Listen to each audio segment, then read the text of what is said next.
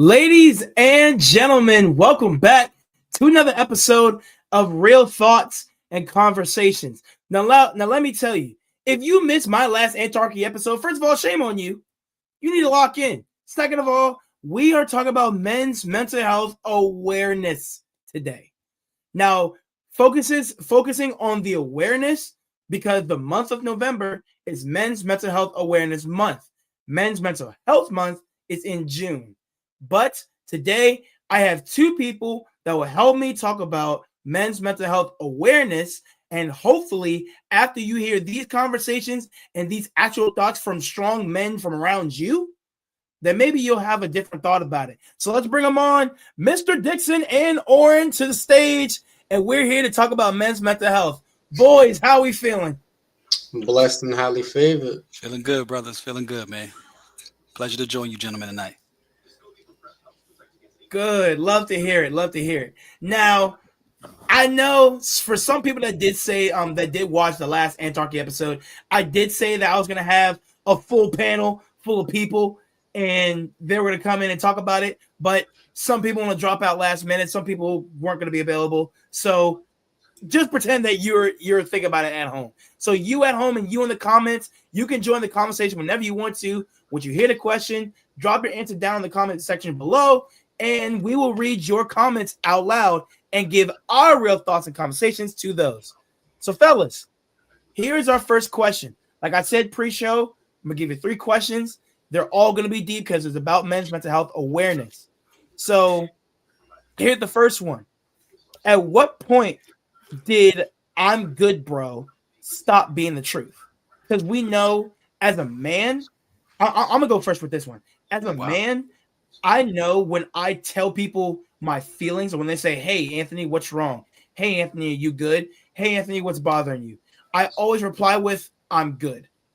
And the reason why I reply with "I'm good" is because I don't want to bother anybody with my problems. I don't want to explain what I'm feeling, and then when it comes out, it sounds dumb. But I know it's a big deal to me. But if I explain it to someone else and be like, "Oh, that's not a big deal," I don't want nobody to minimize my feelings or kind of belittle what I'm thinking about and what I'm feeling towards the situation. So when "I'm good" becomes the truth, I truly mean I'm good. I'm not asking for help. I don't want no help. I'm just saying I will figure it out on my own. I will do it by myself. So I'm good, and I'm gonna leave the rest to God. All right. So, Mr. Dixon, based off of that answer and whatever you want to add to yours, what has "I'm good, bro" ever became the truth for you? The truth. To be honest, "I'm good, bro" hasn't been the truth for me since my mom passed back when I was 3 going on 4. I've always dealt with trying to understand what I was feeling ever since I was a kid. It's just something that I've dealt with, and it caused me to lash out at people. It caused me to mishandle relationships. It caused me to go to different vices. But "I'm good, bro." And I believe this is for a lot of people, men and women, but specifically men. It's not the truth because of very much what Mr. Greenfield was just saying. They don't want to bother people. But for me, it's people don't understand me. They don't. My pastor don't want me saying I'm weird, but I'm a unique individual. I'm different. I've never fit in with even my own family. I stand out. I'm a black sheep. So me talking about my problems, what I'm feeling, most people they do minimize what I'm feeling. They make it feel small, and I'm just like, you know what? I'm good, bro. Like even at times, in relationships, my girl has minimized what I'm feeling. And I'm just like, you know what? I'm just going to take that to God and trust that He's going to work it out.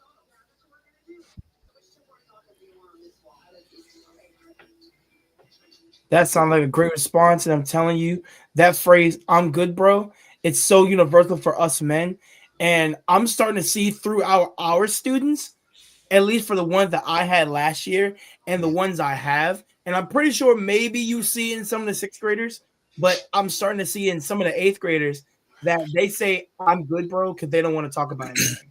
But then Yeah. again, they're middle schoolers. So even the smallest thing sets them off, whether they have a mental disorder or not. Mm-hmm. But as a man, when they get into high school, get to the real world, college, workforce, or whatever, when they start saying that I'm good, bro, I think that's starting to be wraps, and they're almost mentally shut down. So you know what? I don't want to leave Oren out of this conversation because I know he has a few gems for us because he's a few generations older. So Oren, if you had the phrase "I'm good, bro," is it the truth or are you holding something back? Yeah, I'll tell you this much, man. I was sitting listening to, and I put me on. I want to see everybody. I like to be able to see everybody when I'm talking more than being on a solo shot. Appreciate it, OJ. My question for you gentlemen would first be this: if y'all don't mind sharing with me what your ages are. I'm 29. Okay, I'm okay, 24. 24. Okay, so I'm double your age, Anthony, to the literally, and I have Mhm. you by knocking at 20, right, give or take, Mr. Dixon. So I've been probably using that phrase, man, for as long as I can remember. Your generation put the bro on it, right? For us, it was just, man, I'm good, you know, and then the closest we may get to, if somebody is to check in with us, it may be that they may look at us, and if they feel like they see something different, you good. And more times than not, we'll say, yeah, yeah, yeah, I'm good, I'm cool, I'm cool. And ever so often, you'll have somebody say, nah, something looks a little different. So that individual, you assume that maybe you could disclose a little bit. You could be able to let down a little bit of the barrier. And depending upon however low you let it or however much you let out, you'll gauge it, right?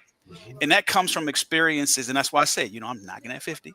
So that comes from experiences over a 20, 30, borderline 40-year just experience of going through things and then wondering what does it look like to have people that care, right? That care to inquire.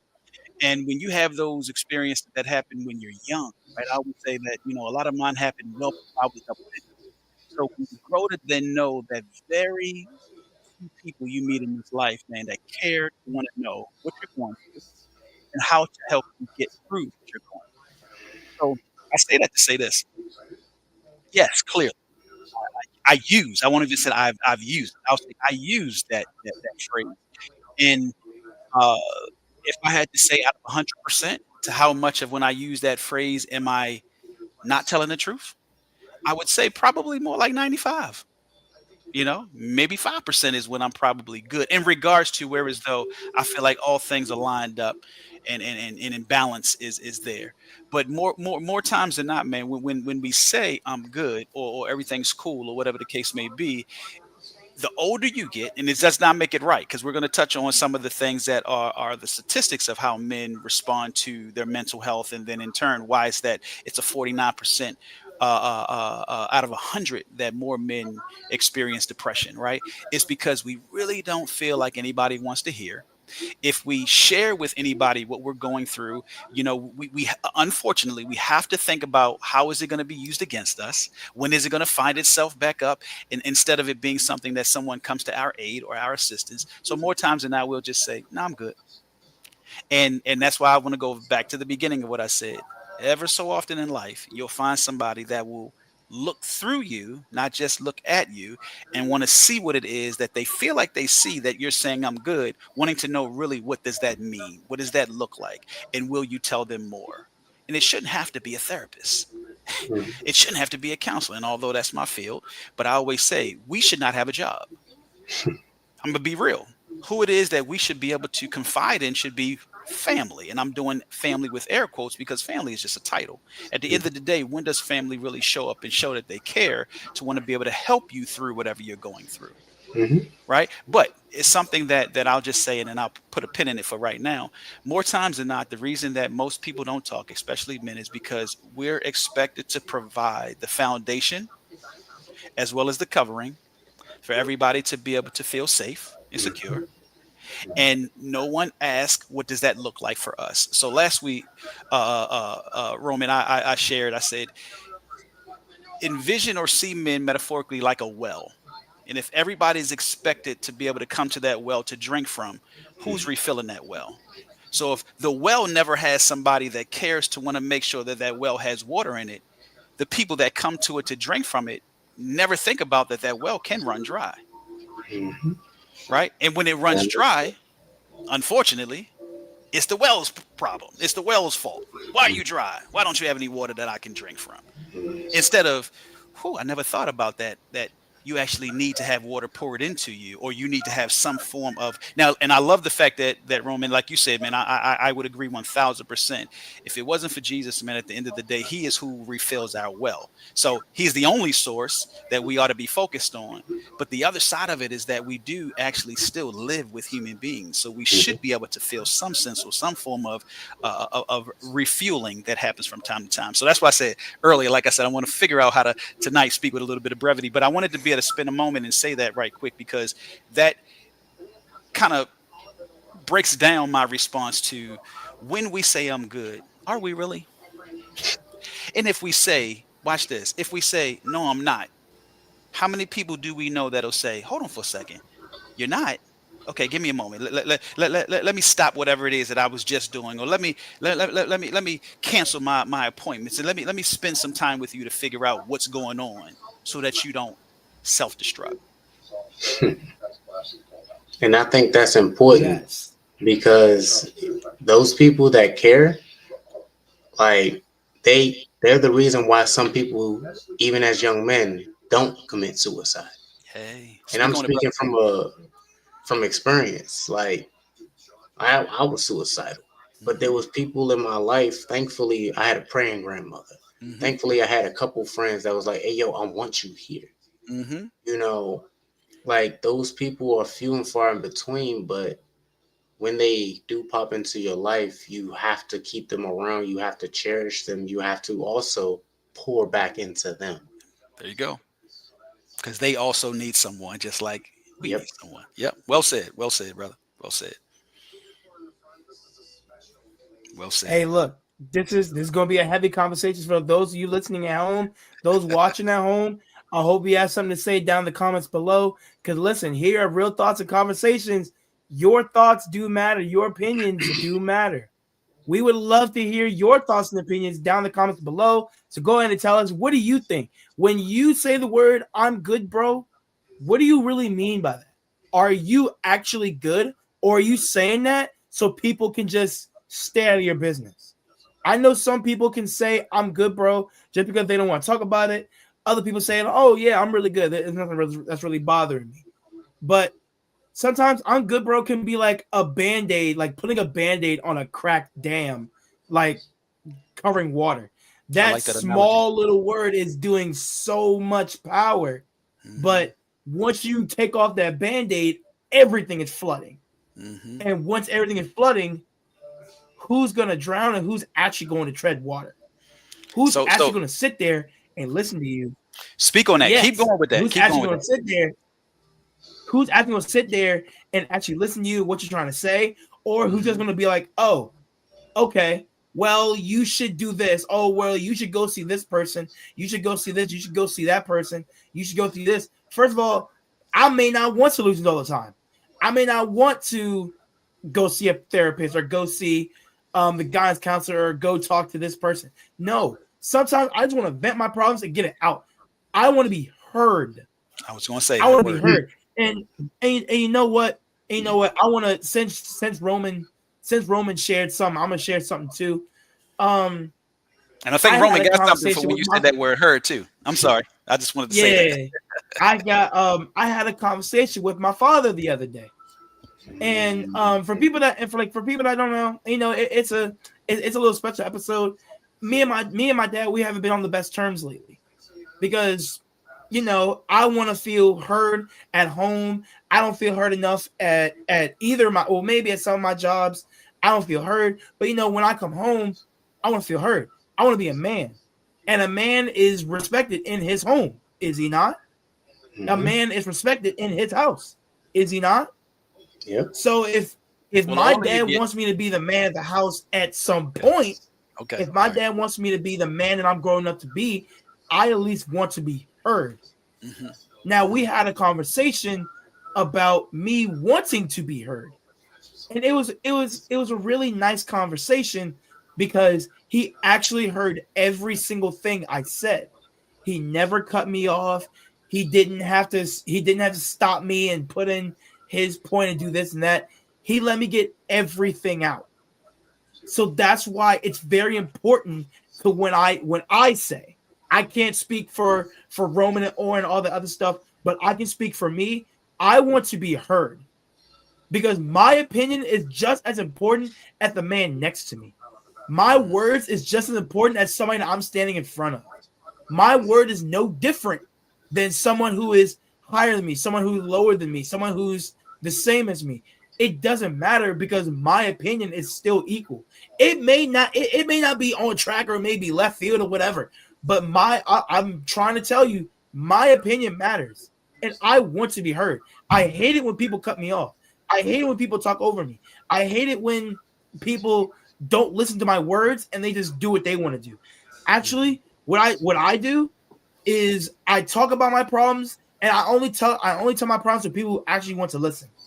I know the difference between someone that's wanting to talk about problems over someone that's like, oh, I just want to be nosy. I just want to know what's up with you. But then they don't help anything. Like those people waste my time. I don't like that. If you're actually going to help me, I want you to actually sit there and listen. Mm-hmm. So before we get into the next question, Dixon, you had something you want to say? And then Oren, and we'll go to the Yeah. next question. Yeah. I love that you mentioned heard, Mm-hmm. but I think it goes deeper than that. I think it's more of being listened to, be understood, because I can hear everything that you say. But if I'm not listening to you, I'm not actually retaining the information. I'm not actually having thoughts of, oh, maybe I can help this. What about this suggestion that could possibly be a effect? Oh, maybe he just wants me to listen. Because there's a difference between listening and hearing. Mm-hmm. Like I heard everything you just said, right? And everyone who's going to watch this recording heard you. But I can say roughly about 5%, if not smaller, actually listened to what you said, even when you were talking about your father, even when you were saying, hey, this is what I need. This is what I don't like. Because to hear you, you can say, hey, I don't like when people cut me off. I heard you. But if I'm not listening, I'm going to cut you off. Mm-hmm. Mm-hmm. Mm-hmm. It's important as men that we are not only heard, we're listened to and understood. Mm-hmm. And it's crazy as we talk about men's mental health that as men, we are seen as providers, we're seen as protectors, Mm-hmm. and we're supposed to protect our women, our children, our loved ones, even our family and our parents when they get up in age. But when we go through things, when the weight of the world is on our shoulders, and I've cried out to God, be like, what about me? Who there for me? Seriously, I could be the biggest CEO ever. Mm-hmm. But in my head, everything is just going and going and spiraling. What if this? What if this? What if that? What if that? Oh my gosh, I got this deadline. I got that deadline. And we are losing it. And it's not just the men, it's our children as well. Mm-hmm. We have to listen to our children, our students. We have to build that rapport where they feel comfortable and safe coming to us. Like Oren said, those few people are few and far in between that genuinely care. Mm-hmm. What does it mean to care? To genuinely hold someone's needs higher than your own.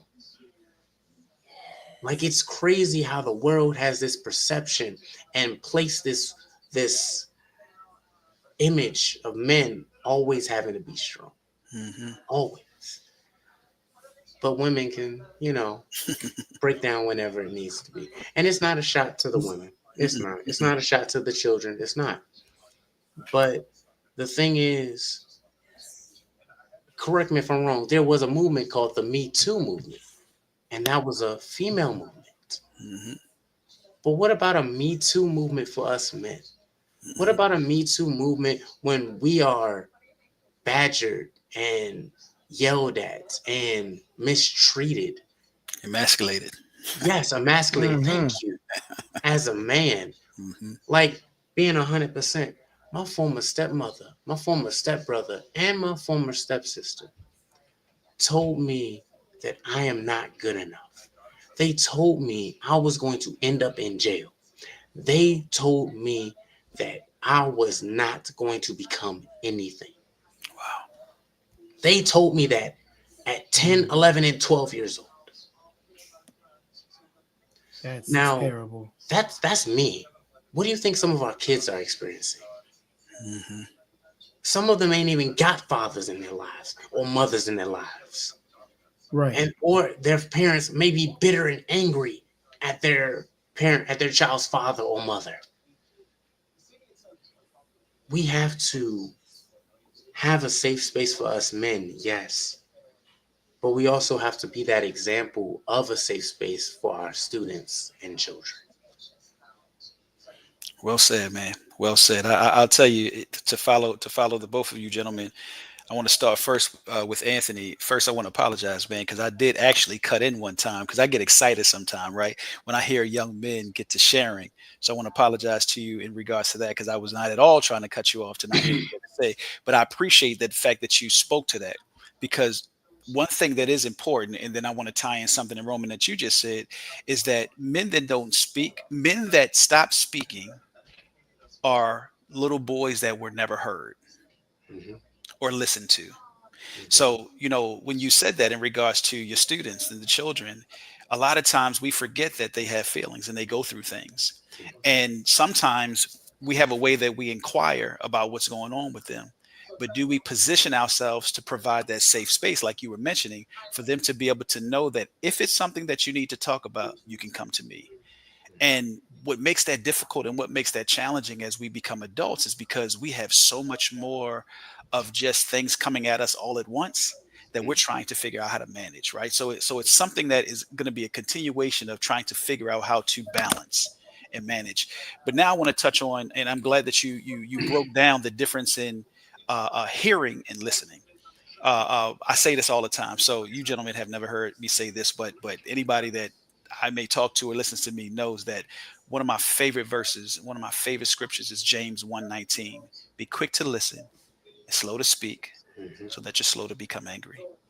mhm, And the interesting thing about what it is that we fail to realize is that most of the time people aren't listening to when someone's speaking. They're hearing what they're saying, just like you said, Roman. They're hearing, but they're hearing to respond, not listening to receive, and then in turn figure out how to respond in the way that the person that they're talking to can know that this person heard me. They listened to what I just said. So now, real quick, touching on where Anthony, you spoke about in reference to your dad. I sat back and I sat back because I wanted to make sure I could be present in what it was that you were speaking to and how significant it is to you that the relationship that you and your father have right now is at a place of where you need to know that he hears you, that your presence matters. So because it's three of us here, it's important for us to make sure that we hear you. So that's why I love the fact that Roman pointed that out.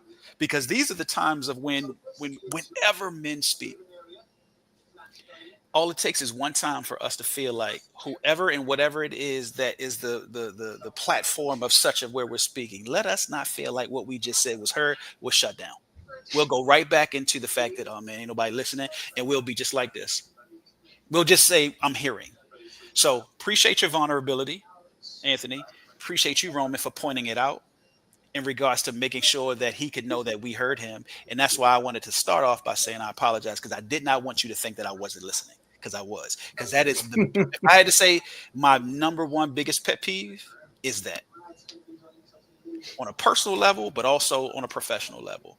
That's why I pride myself, and I only use the word pride in a humbling way to say, whenever somebody is speaking, I make, especially within, when I'm working in regards to if I'm working with clients, but that individual knows that I'm listening. So 9 times out of 10, whenever somebody's talking, I never think about what I have to do next, where it is that I'm about to go, or whoever it is that's waiting on me. All of that can wait. Why? Is because we never think about what really a listening ear can do to a situation. Roman, you spoke about suicide. If we were to really think about how many people, if we want to go to statistics and look at the numbers because we're just talking about men's mental health, right? Awareness. If we look at the numbers of men that commit suicide in a year, think about how many of them, those men's lives that would have been saved if just one person listened, if just one person paid attention. So now I want to go on this, and then I'm going to put a pin in it. And Anthony, you take us into the next. But I want to say this: when you spoke about both of you spoke about the students, the youth, young people. We've all been that before. The three of us have been that before. Roman, you spoke about the fact that at 10, 11, or 12, significant people in your life at that time compromised your foundation to be able to feel secure by saying what they said. Yep. Never thinking about the impact that it would have on your life, to where if we fast forward, if you say 11, we just say 18 years later at 29. I can imagine that when you share it, it's still a sense of form of trauma that comes with that. Because for a child to have to figure out what to make of somebody telling them that you're never going to be anything, they don't even know what being anything looks like yet. You get what I'm saying? So if to have to put that into perspective and process that along with trying to figure out whatever it is that you're experiencing, if it's your games or if it's your classes, if it's sport, whatever it is, you haven't even thought about what you want to do with your life. You don't even, that's not even in the close of proximity to grab at. So for somebody to say you're nothing or you're never going to be anything, that's at the foundation of the thought process of who am I? What is my purpose? Why am I here? So appreciate your vulnerability in that as well, Roman, because I pray that the Lord has helped you along your journey to have you to get to a place to where at least you know that you are somebody in him. Amen. Because at the end of the day, that's all it's going to really matter. Yeah. You know what I mean? Now, we know that it's a lot of other things that come into play that make up the full body, but to the core of what makes us who we are, that's all that matters. Yeah. Right? So, I just wanted to say that. I just wanted to make sure we say that. But Anthony, take us into the next thing, because like I said, I can roll, because y'all got both of y'all. I love coming behind the two of y'all. Pause. But I like to make sure that in that, no, I had to do it. Hold on, buddy. I always got to do one a week. Whoa. I always got to do one a week. I always got to do one a week, man, because I know I had a couple things already. Just to kind of break the ice a little bit. At least you're catching on to that one. I like that you're catching on to that one. But I say that, I like it. I say that for the mere fact, man. I enjoy and I appreciate being able to follow the two of you gentlemen at 24 and 29, because it gives me an opportunity to sit back and reminisce and think about some of the things that I know I was going through at both of you gentlemen's age, that a platform of such like this, I could only wish I had. So throw that back to you, Anthony. If I can make one more suggestion. Because when I tell you, when I wanted to... Go ahead. I was going to say, we definitely should do a part 2 to this. Oh, for sure. Especially during this next month of mental health awareness. Yes, sir. I'm down. I'm with it. Yep. I already have thoughts of getting into part 2 next week, when it actually is November. And hopefully I'll have more people coming on next week, but fingers crossed, I'll see. But it's so funny because after that first question, we're already at the 30-minute mark. We only did one question because we kind of went over both questions I wanted to ask, but I'll ask them anyway. Please do. So the second question, what I wanted to ask was, what is something that you've been taught about being a man that you now realize is hurting your mental health? The greatest example I have of that is the term man up.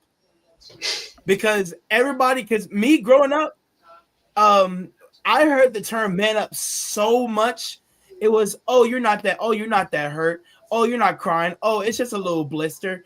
Oh, it's just a little scrape. You'll be fine. And they're right. I was fine. But at the time, that kind of taught me that, you know what? I probably shouldn't tell anybody about my problems anyway, because who's actually going to listen? Who's going to listen to me? Because if I tell you my problems and you keep telling me to man up, that's not telling me anything. That's just telling me my problems don't matter. Every time I encounter whatever, it's not gonna matter. So if I tell my parents something, if I tell my siblings something, if I tell my friends something, why would I tell a stranger about my problems? Why would I tell my coworker about my problems? So, once again, for the people at home and for you two, need to remind before I start going on a rant too. Take your What time. is something that you've been taught about being a man that you now realize is hurting? That is hurting your mental health. Man, Or you want to start with this one No. because Roman started last. No, please let Roman go. You know, I need to I process. got you. All right. Long as Dixon, he's cool with spotlight's on going. you. As long as you're cool with going first. hey, I'm always cool, man. Even when I'm not, Yes, sir. I'm cool.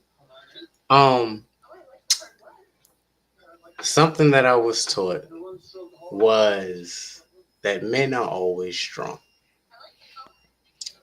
As a kid, I didn't know what that meant. I thought it just meant like, oh, I got to do a bunch of push-ups. Nah. I was taught that you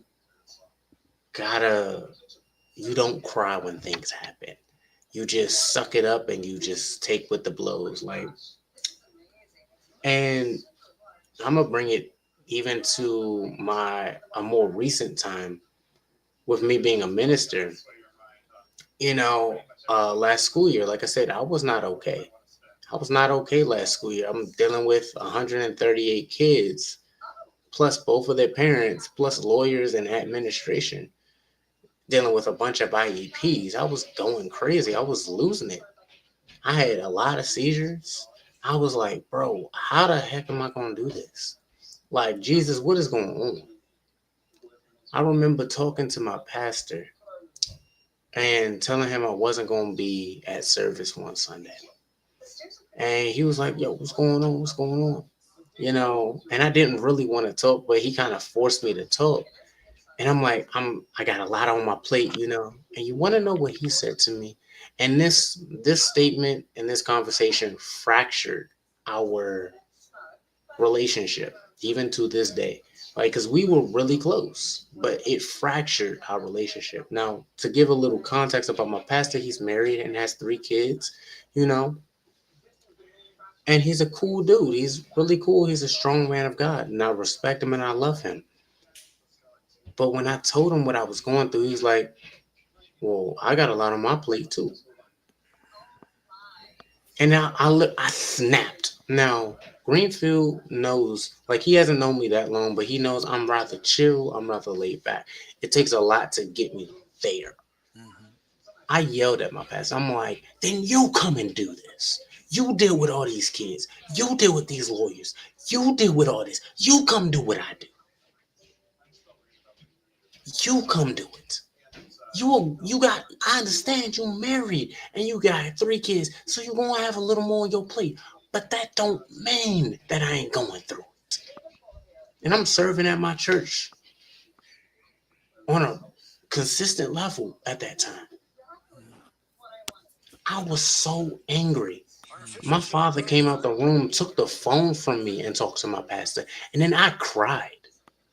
I'm like, God, is it okay for even me to be feeling this way? Mm-hmm. I cried that night. But men aren't supposed to cry, right? You gotta man up. You gotta always be strong. But I'm here to tell all the young men that are watching this, all the older men, that is a lie straight from the pits of hell. You can break down and cry. You can cry to God. You can cry to a trusted friend or family member. Be mindful of who you have surrounding you. Honestly, because there was a story in the Bible of where Jesus was preaching and teaching, and there was a sick man, and his friends literally was carrying him on a pallet, but they couldn't get to Jesus. So they literally got on top of a roof and cut a hole in the roof and lowered him into the presence of Jesus.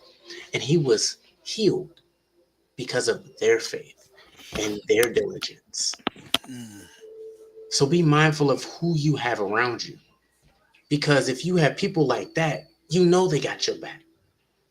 And you have to be the same kind of person for them as well. It's a two-way street. It's no relationships. They want to say it's 50-50. No, it's 100-100.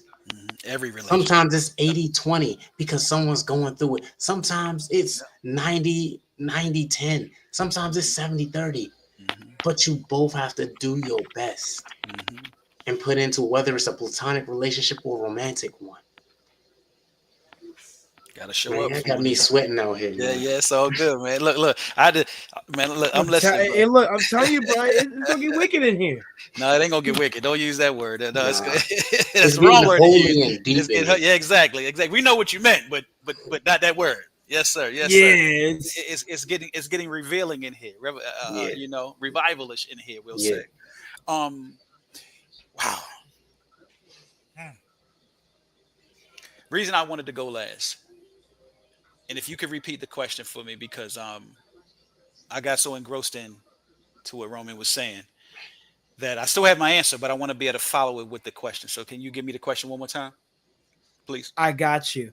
What's something you've been taught about being a man at a young age that you now realize it's hurting your mental health?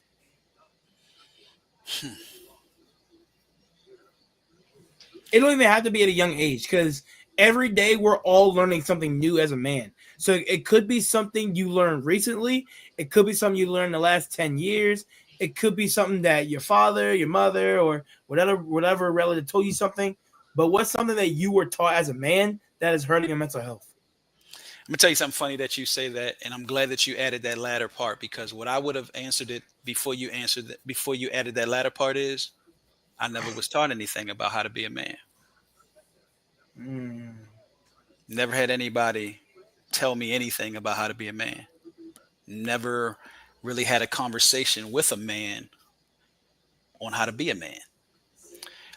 What I will share is it's a buddy of mine that I grew up with, my neighborhood. I always say, even though he had one of the three, but he had the only father in the neighborhood that I don't want to say was a father to all of us, but I'll say it this way, which he was. But I'll say he was the one that would, you know, allow for his time to be allocated to us, allow for his schedule to be inconvenienced for us. So the watching him just be present was something that I took.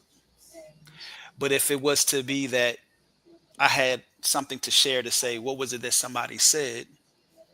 Nobody said anything, but I for sure saw a lot. That as I became a man, and as I was growing into becoming a man, a father, husband, and then a father 4 more times, because my wife and I have 5 kids. Figuring out how to navigate and figuring out how to break down the things that I saw that were just a way of life in regards to take flight. Anything that just said versus get close. So those were some things that I would say had affected me. But, and I'm not saying this to be preachy, but I'm saying this to be real. To God be the glory for an encounter at around about 18 years old that I was able to have, that the Holy Spirit really came in. And I always say that let me know what it was that I needed to let go of, so that my life moving forward, going from a boy to a man, had to happen. And what it was that had to happen was that I had to have forgiveness. Because without it, I would have had no idea of what it meant to be able to love. And I still don't know what that looks like, to be very honest with you. I'm still trying to figure that out. But to be able to be present enough to know how to be loving, how to be committed, how to be responsible. So that the reason I wanted to answer it in a very organic way versus just exactly to the question is because, like I said, really didn't have much of conversation happening in my life as a kid from a man to me. I can't even think about it, to be honest with you. I probably would have to sit here and ponder for a minute. But when you added the latter part, Anthony, in regards to it doesn't have to be only when you're a kid. It could also be when you were a young man or when you're a man. You saved me on that one because I was like, okay, I've had ever so often. Like, you know what I mean? Somebody say, but no, but real talk. The reason I say that is because that's something that not a lot of times it goes back to where the both of you all were saying in regards to students and children. Think about it. How many times do we not talk to boys, young men, and say things to them that we know they're going to take it and it's going to be able to be of benefit to them when they get older? Which is why we need to say things, the littlest things sometimes, but something to drop on them for them to be able to be like, yeah, all right. And we know that they may seem to brush it off, but they really didn't, because we know what we're saying to them is going to resurface one day and they're going to be like, man, is that what Mr. Dixon was talking about? Is that what Mr. Greenfield was talking about? Or is that what Mr. O was talking about? Because trust me, they may happen for you gentlemen already, but the older you get, if you do impart in young men's lives, they will ring your phone, knock on your door, and say, I appreciate that. You remember you told me that about 10 years ago? You remember you told me that about 20 years ago? And you might have forgot. They're not going to let you forget, because what it was that you said impacted their life in one way or another. So to your question, prayerfully, it's something that you can impart, that they can come back to you years later and say, man, I appreciate that.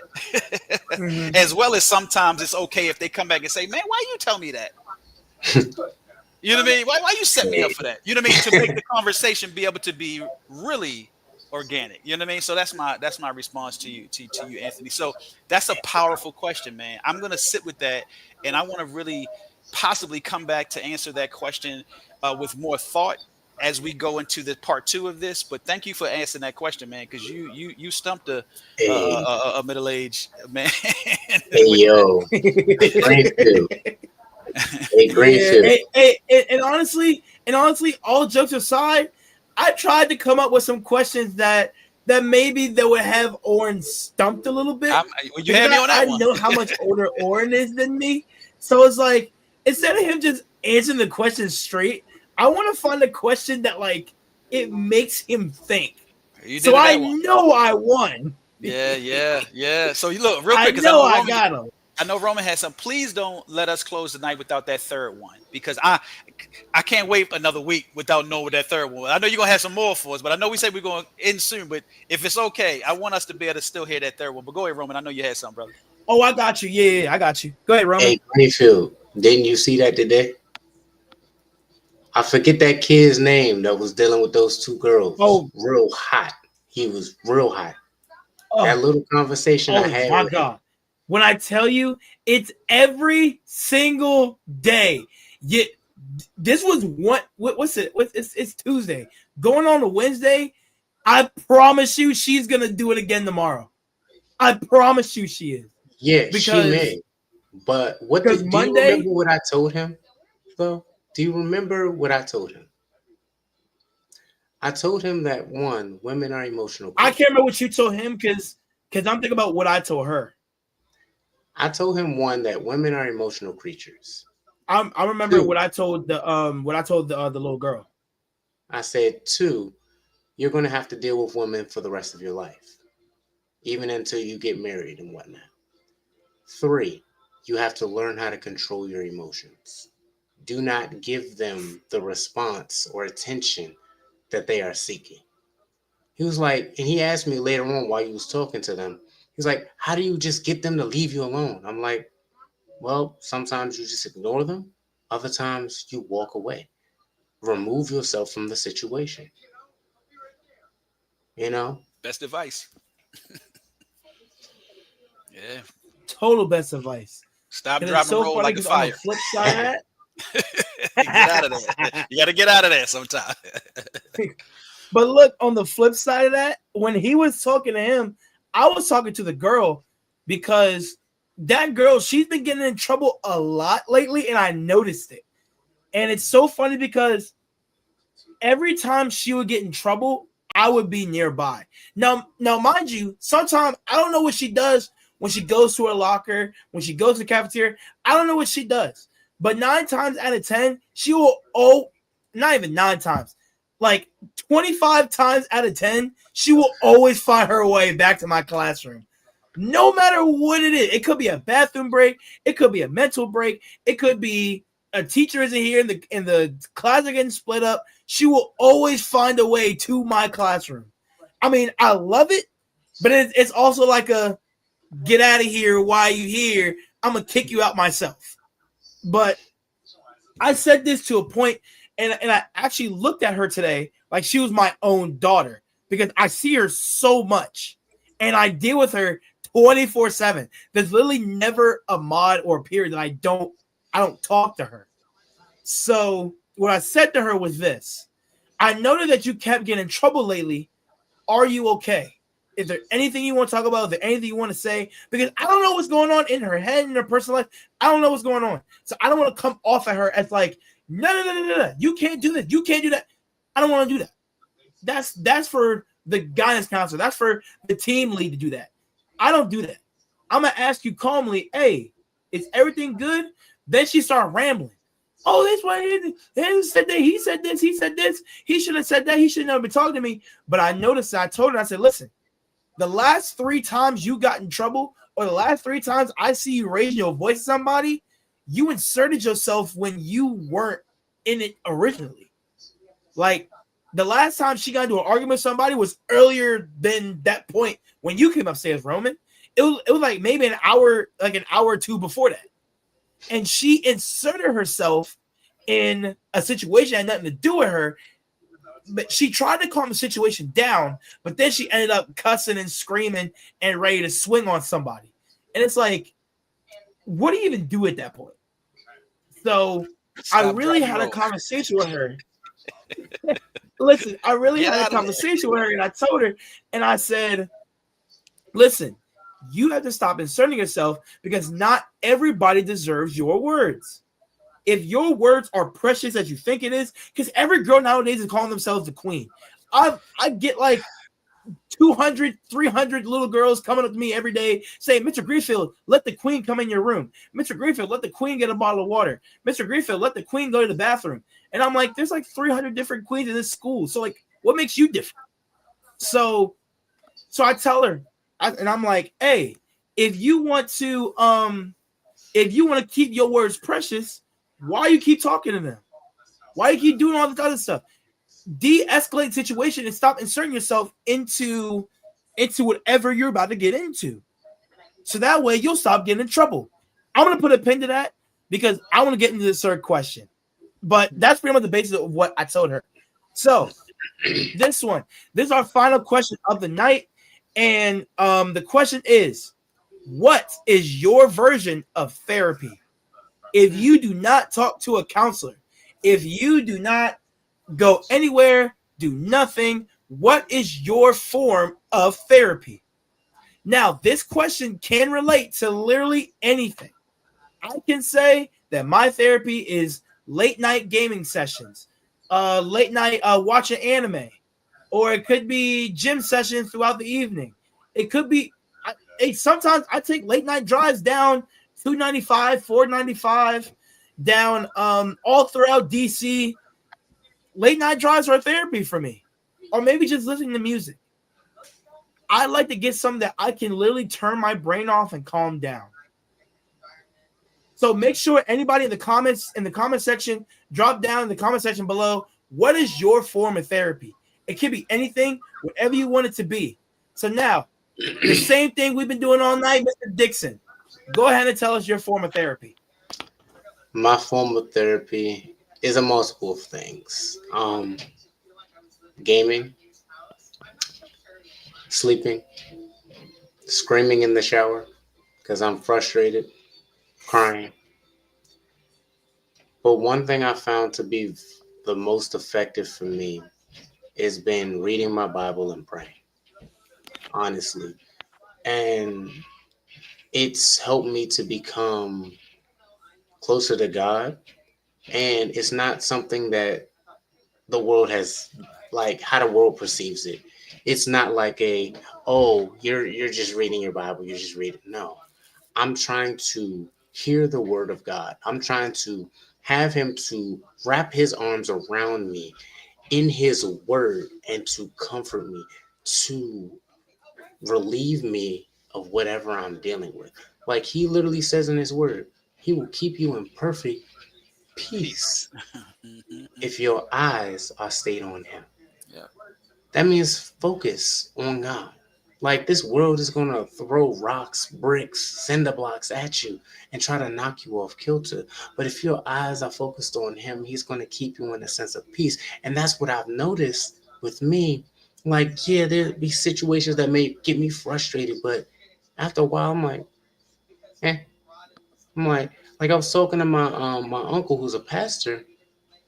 I had a couple conversations where it's just they were just wacky, like just what the heck? And I'm like, they didn't bother me like they would have last year or the year before. And I've realized that I'm starting to focus more on Christ and less on the things around me. Like, yeah, there are steps I got to take. There are things I got to work on to continue to be the man that he has called me, created me, and chosen me to be. But if I seek him each and every day and carve out time to be with him, like man, he's going to pour into me because I'm no longer just flooding stuff that isn't helping me into my soul and spirit. I'm flooding him into me, you know. Um and it's crazy because people will look at me and be like, "Oh, you just reading it like it's a religious thing." Like it's a book. Like it's Yeah, just like any book. right. And it's not. Mm-hmm. Not at It, all. it's literally the basic instructions before leaving Earth. And people don't realize it. They think it's a game. They think it's a joke. But when certain happenings happen, they gonna realize that the Bible wasn't a fairy tale. You know, Not at all. like God literally has saved me multiple times. I literally, without God, I would not be here at all. I would not be here. So in his word, and I literally told this to God like a couple, like last week. I was like, God, your word really is true. Hmm. And I was like, because you said in your word, train up a child in the way that they should go. And when they are old, they will not depart from it. And I'm like, I've had times where I was young, wild, and free. I was smoking, I was drinking, I was having sex, you know, but I came back. Came right back. There was times where I was suicidal. I wasn't looking at your word, but that time where my former stepmother, stepbrother, and stepsister were mentally, physically, emotionally, and verbally abusing me, I put up Psalms 23 above my bed. I came back. I came back to you every time. You can't tell me God ain't real. Come on, bro. You can't tell me that because He's literally in me. His word has literally been proven in my life, Yeah, man. and I'm happy that I'm maybe just a guest here, but even in my job, like there was a whole period where my co-teacher wasn't here, and I ended up having a whole preaching session to these sixth graders. I Hmm. gave them a whole sermon. And I was like, I'm not just here to teach you about this cotton picking math. No, I'm here to teach you about life Hmm. because you are the future. They were asking questions like, can you go to heaven and be gay and whatnot? Like, I'm just like, I'm going to be real with you. I'm not going to sugarcoat it. Gotta tell them God the truth, don't man. want that for you. Nope. That's your active choice. Like one young You lady was can't. like, she was No, like, literally, yo, but God want us happy and whatnot. I'm like, it's not about you being happy. not at all. God made man and woman to reproduce and to be together as one. Period. You choose who you like. God didn't make you to be with another woman. He made you to be with a man. Now, granted, you may end up single because not everyone gets married, Yep. but you have to make the active choice to follow then the last thing before I end it, because I know I'm a little long winded, but Nah, brother, girl take your time. asked, a girl raised Yeah. her hand. She was like, what if you're like a lesbian and whatnot? Like, do you think God still loves you? And I was like, yeah, he loves you, but repent, Yeah, repent, everything and is love and change your ways, Hmm. because God is coming back soon, and he's not coming back as the lamb. He's coming back as the lion. sword. Yeah, Yep. yeah. Man, brother, I gotta say this, man. Y'all have no idea how refreshing it is to be able to be uh just because we're dealing with numbers older than you guys, but to be able to listen to you gentlemen at your ages and at your stages of life speak the way you speak. It is beyond refreshing because, like I said, if I got you double your age, Anthony, and I have you knocking at 20, Rowan, man, so much of life that's lived within those two plus decades of my age, older than you guys, going in and out of the different things of what you both gentlemen have shared about what it was or what it is that is your therapy. It was refreshing, Roman, to hear you say it because, and I'm gonna come right back to you, Anthony, in reference to your faith, in reference to your relationship with God, because it's a relationship. Mhm. That's the other thing people miss. This is about a relationship, Yep. and that at the end of the day, the only refilling and the only pouring back in that anybody needs, no matter if they believe or know it or not, they need to know it, right? Prayerfully, they come to know it, but it can only come from our Heavenly Father, our Lord and Savior, Jesus Christ. So I thank you for saying that. Now, Anthony, to you, I appreciate you that you said to the many different things of what you do in regards to taking a ride, gaming, because I'm not a gamer, but what it is that you saved me on that one, because I was over here like, what do I do? But when you said it, it made me think about it. I was like, you know what I do? Because my wife just got on me the other day. I'm up. I'm a night owl. So I'm up on YouTube and I'm watching just whatever sometimes. And when I say whatever, meaning just things that provide me opportunity to laugh because Hmm. life is heavy. Not heavy like it's unbearable because because at the end of the day, the Lord equips us. As long as we go to Him for the strength. Let me say that. Let me not Amen. say He equips us just period. He equips those that know that He is the only way that we can actually become equipped. But with that being said, when you said in regards to the things that you do, you take me back down memory lane of the things that I've done from y'all age to my age and that I still do. Trust me, I take rides. I'll share with you one thing that I do actually now. So my contribution to the question is going to be, um, I ride in silence. So where for years the radio was always, the closest thing that I could have if I'm in the car by myself, to have something going on. But probably for the past, definitely 7 years, I now listen to the radio again, and I'll share with you all real quick. And this is going to be my contribution to this. But what I have come to find out of why I feel like the Lord took me through a period of life of where the radio had to be cut off was because I was still compromising and listening to secular music and listening to it in a way of where, because music has always and had always, let me correct myself, been my sibling, because I'm an only child, right? So that was always my go-to. But he brought me to a place of where, through many different times of going through that tug of war, to a place of where it became silent. And in that period of silence, of riding with no music, since our relocation, because we now live in Texas and I'm originally from Maryland, um, what I find such great joy in is I listen to more of religious and spiritual broadcasts. Meaning, I love to listen to sermons. I love to listen to pastors just talking, and whatever the talk radio is. Because down here in the Bible Belt, man, it's stations for days. That's what I listen to. So when you ask the question about what do we do, as our form of therapy, I would have to say is that, and that's something that is continuous with my time I spend in the Word. But it's the trying my best to make as much of a higher percentage of what it is that my spirit and my soul receives is His Word. Because without it, we're malnourished. Let's be real. You know, so if we want to be healthy, if we want to be whole, and especially if we know better, that's another thing. We have to get back to what the source is. So that's why, and to kind of bring it to a close from my end, I appreciate the both of you gentlemen sharing what you both shared, because all of what we shared is paramount for us to do and for us to have as an what intersects our lives. Because the older y'all get, trust me, like I told you, I'm married with 5 children, right?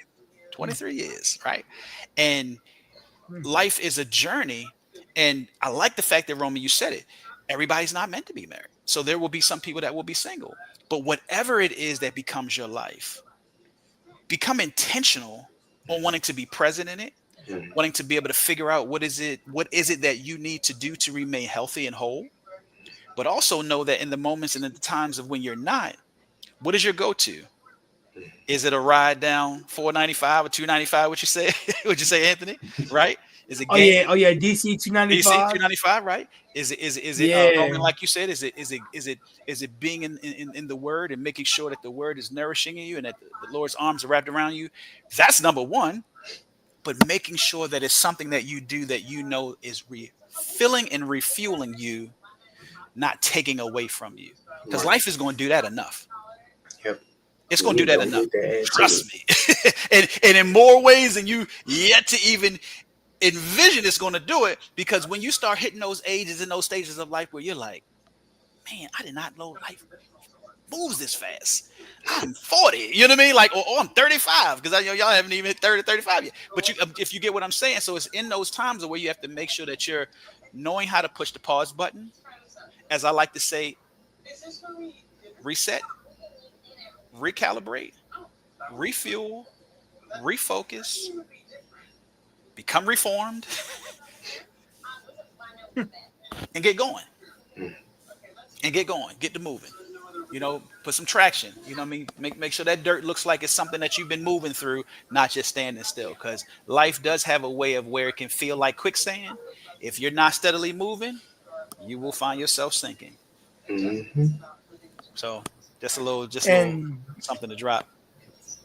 And those are powerful words, Oren. When I tell you, for this men's mental health awareness episode, I definitely wanted to dive deeper into this, but we're gonna put a pin in this conversation, and everybody's gonna have to come back next week, Tuesday at 9:30, just so we can continue this conversation. Hopefully with some more guests, hopefully with more viewers. People still come in, flood the comments, put in their opinions. We can talk real thoughts. We can talk real opinions. You know, so. We're actually going to gloss over the final words, because why should we get final words when they come back anyway? Yeah, you know what I'm saying? Yeah. So for all of that, I hope exactly this is an age-long conversation that everyone talks about, but no one really talks about it. People just say, "Oh, here's men's mental health," yada yada yada, and just do straight facts. First of all, are you somebody that actually deal with mental health? Do people care what you're saying? Do people care about this? What do you do for self-care? What do you do for this? What do you do for this?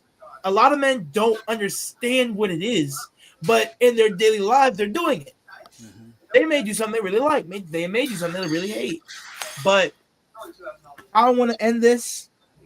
Please, everyone come back for next Tuesday, November 4th, when it is actually Men's Mental Health Awareness Month, and we will redo this episode for an episode 2. More questions, more panelists, more fun here at Real Thoughts and Conversations. I want to end this show just by saying, check up on somebody, friend, male coworker, father, stepbrother, brother, whatever, whoever it is. Check on them, see what's up, see what they're doing. And just get their mental. You really need to make sure where they are mentally and actually listen. Actually listen to what they're saying. Don't just gloss over it. That shows you don't care. Yeah. Ask them the question, be genuine about it, and I promise you, you may save that person one day. Because one day they may snap and they're going to remember you and they'll come back to normal. This person remembered me. This person cared about me. So be that person. All right. Well said. Everyone have a great night. Have a blessed night. And I hope to see you guys next week. Peace. Peace out, guys. Yeah.